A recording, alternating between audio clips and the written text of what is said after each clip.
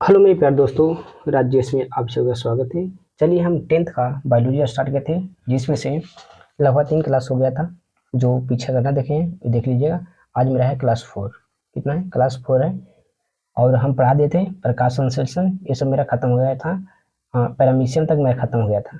अब उसके आगे चलना है, तो उसके आगे हम सबसे महत्वपूर्ण पढ़ना है। यहाँ से क्वेश्चन आता ही आता है एग्जाम में। चलिए तो आज हम शुरुआत करते हैं। तो आज का मेरा है टॉपिक है मनुष्य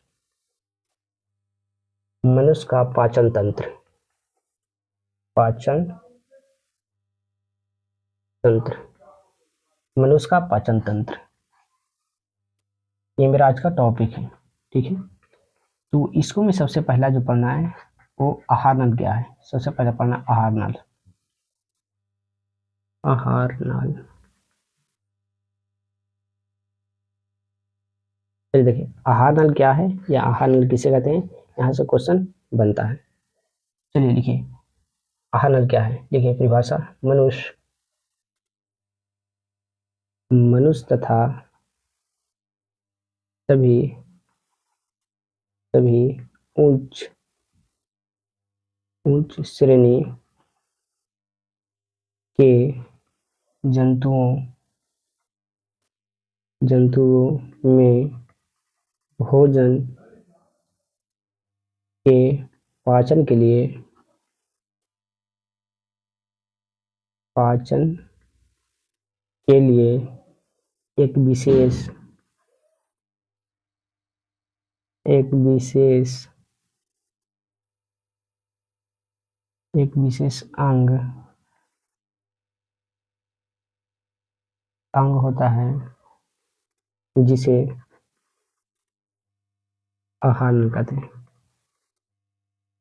आहार नल कहते हैं।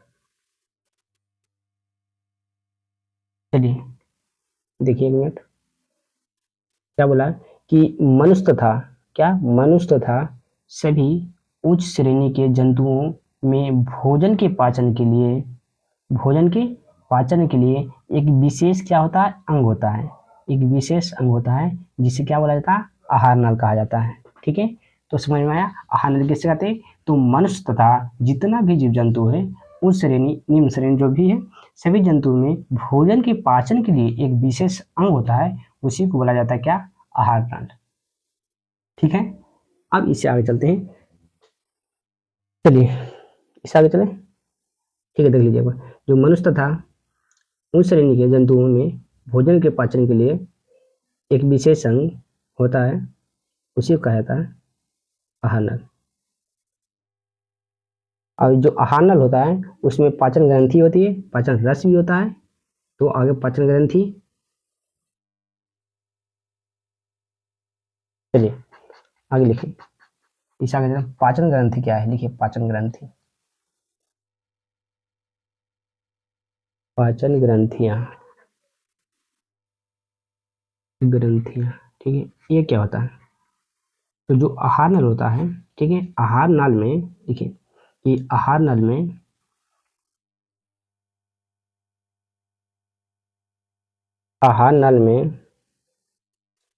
पाचन ग्रंथियां आहार नल में पाचन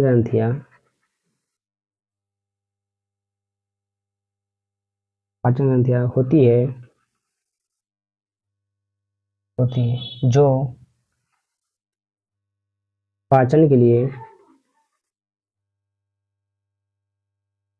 पाचन के लिए पाचन के लिए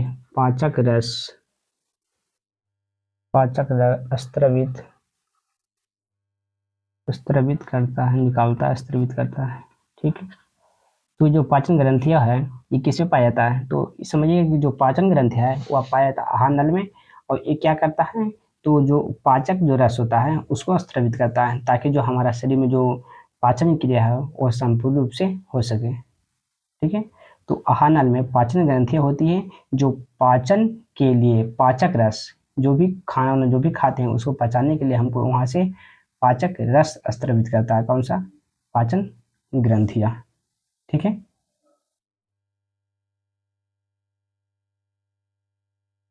ठीक है, अब चलते हैं इसे आ गया। अब इससे आगे हम चलते हैं, तो यहाँ तक हो गया। अब यहाँ से चलते हैं कि मनुष्य का आहार नल क्या है। यहाँ से मनुष्य का आहार नल कैसे नलेगा, मनुष्य का आहार नल, आहार नल, मनुष्य का आहार नल, ये मेरा हेडिंग हो गया। ठीक है, अब इसके बारे में लिखिए थोड़ा थोड़ा करके, क्यों लिखिए, पॉइंट बना के ऐसे लिखिए। ठीक है, और लिखिए यह एक कुंडली, यह एक कुंडलित रचना है। तो मनुष्य का जो आहार नल है उसका रचना कैसा है, कुंडलित है। ठीक है, दिखाएंगे आगे कैसा है, कुंडलित है, रचना है, यह एक कुंडलित रचना है। ठीक है, अगला पॉइंट इसमें लिखिए, जिसकी लंबाई, इसकी इसकी लंबाई लिखिए करीब, इसकी लंबाई करीब 8 से 10 मीटर होती है, मीटर होती है। ठीक है, तो आहार नल की लंबाई पूछता है डायरेक्ट, 8 से 10 मीटर। ठीक है, याद रखिए 8 से 10। ठीक, तो इसकी लंबाई, आहार नल की लंबाई कितना है, 8 से 10 है। ठीक है, 8 से 10 मीटर।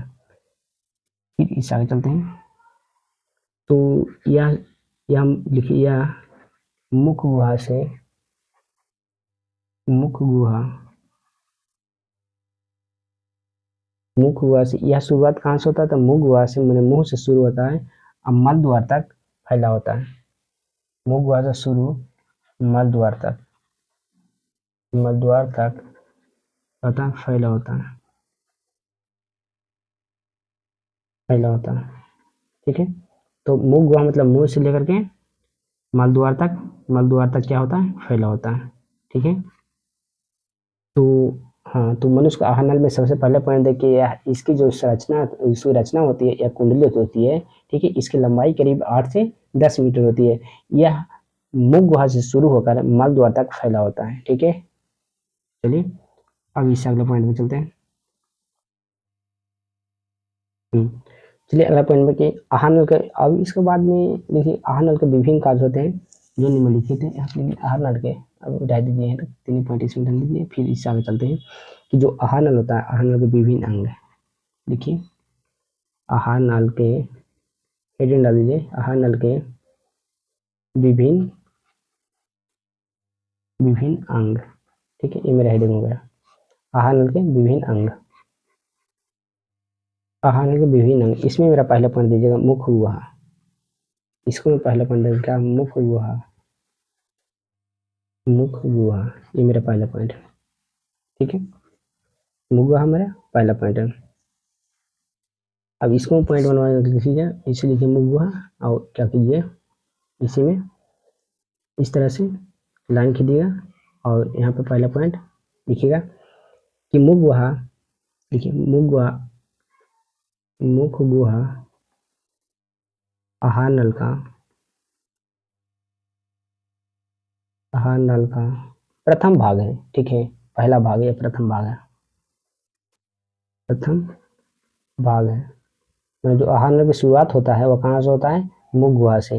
मुख्य जो गुहा है वह आहार नल का कच्चे प्रथम भाग है। प्रथम भाग कहने का अर्थ है कि जो मुख्य गुहा की शुरुआत जो होता है वह कहाँ से होता है, आहार नल से होता है। ठीक है, अब चलते हैं इससे आगे। तो मेरा दूसरा पॉइंट है कि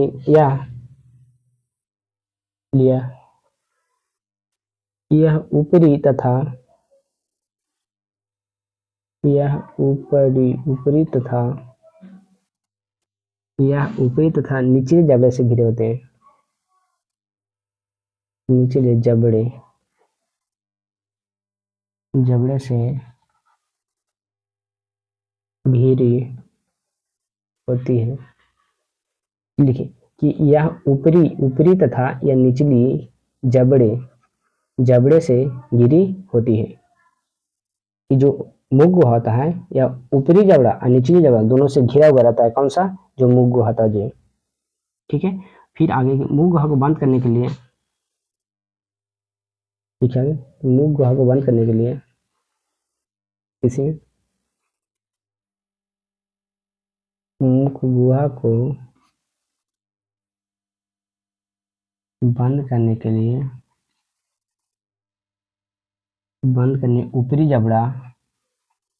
ऊपरी तथा निचली जबड़ा, इसके अलावे जबड़े, ऊपरी तथा निचली जबड़े, उसके बाद मांसल ओठ, मांसल क्या, ओठ, मांसल ओठ होते हैं। तो देखिए, ऊपरी और निचली एक जबड़ा होता है, एक मांसल ओठ होता है, ओठ वाला भाग है जो, ठीक है। तो ये मुख गुहा को बंद करने का भाग होता है, ठीक है। और इसके बाद आगे इस लिखे कि मुख गुहा में ही जीव, मुख गुहा में जीभ तथा दांत होते हैं, देखिए, जो मुख गुहा है, मुख्य गुहा में जीभ है जो उसके अंदर ही होता है, तथा दांत, ये दोनों कहाँ पे होता है, तो मुख गुहा। पूछे जीभ और दांत किसका भाग है, तो मुख गुहा का भाग है, ठीक है। अब हम इतना देखिए, उसको देख लेते हैं शुरू से फिर से एक बार। चलिए देखिए, हम देख रहे थे क्या, एक मिनट थोड़ा कर लेते हैं। चलिए हम देख रहे थे मुख गुहा में सबसे पहले ये लिखे कि मुख गुहा का जो आहार नल का प्रथम भाग है, आहार नल का पहला भाग कौन सा है, मुख गुहा है। और यह क्या ऊपरी तथा निचली जबड़े से घिरी जाती है, मेरा दूसरा पॉइंट हो गया, ठीक है। अब मुख गुहा को बंद करने के लिए ऊपरी और निचली एक जबड़ा होता है और एक मांसल ओट होता है, ठीक है। उसके बाद जो मुख गुहा आता है, गुहा के अंदर जीभ और दांत, जीभ और दांत कहाँ होता है, तो मुख गुहा के अंदर होता है, ठीक है। चलिए, हो गया। और इससे आगे चलते हैं।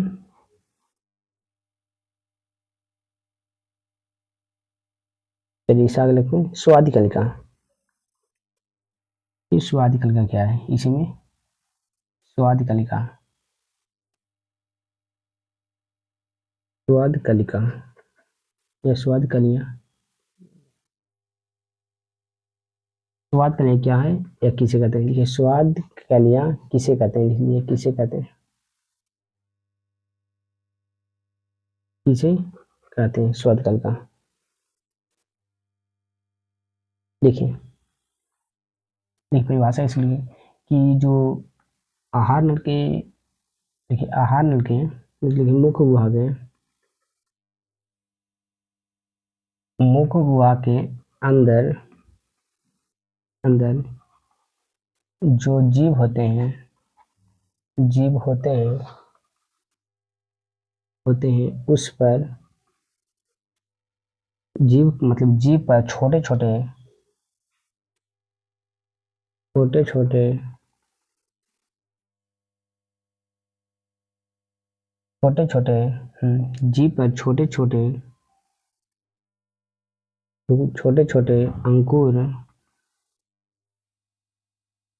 अंकुर होते हैं,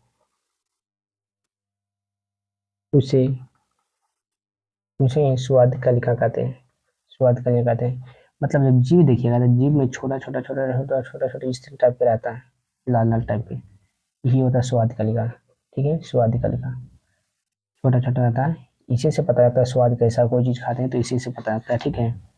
तो मुख गुहा के अंदर जो जीव के ऊपर सीधा लिखिएगा कि परिभाषा के स्वाद कलिका क्या है, तो जीव के अंदर जो जीव के ऊपर में जो छोटा छोटा छोटे छोटे अंकुर होते हैं, उसी को बोला जाता है, वो उसी को बोला जाता है स्वाद कलिका, ठीक है।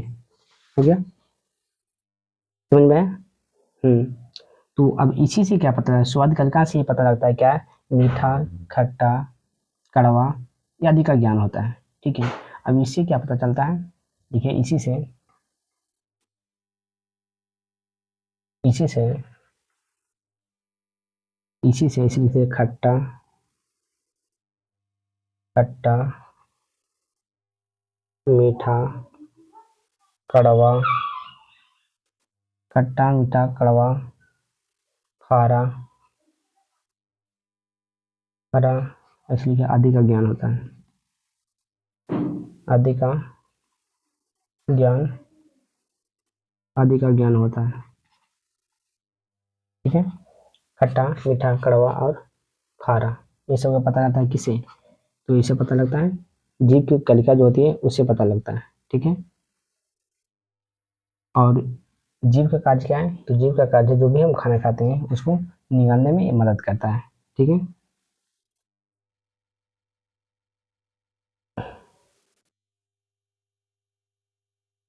हो गया आज समझ में इतना दूर तक? चलिए आज इतना ही रखते हैं, फिर हम अगले वीडियो में इसका विस्तार करेंगे। अब ज़्यादा नहीं है, थोड़ा सा और है, थोड़ा सा और इसको ख़त्म करते हैं, ख़त्म करके फिर क्वेश्चन पे आएंगे, क्वेश्चन भी बताया जाएगा। बिल्कुल 1 महीने में समाप्त हो जाएगा, टेंशन मत लीजिए, 1 महीना काफ़ी है। 1 महीने में जो भी महत्वपूर्ण क्वेश्चन है वो हम करा दिया जाएगा, और आप लोग सपोर्ट बनाए रखिए। Okay, all the best. और इसके बाद हम केमिस्ट्री का भी जो शॉर्ट नोट्स है उसको ला रहे हैं। ठीक है, आप लोग उसको देखिए। Okay, all the best.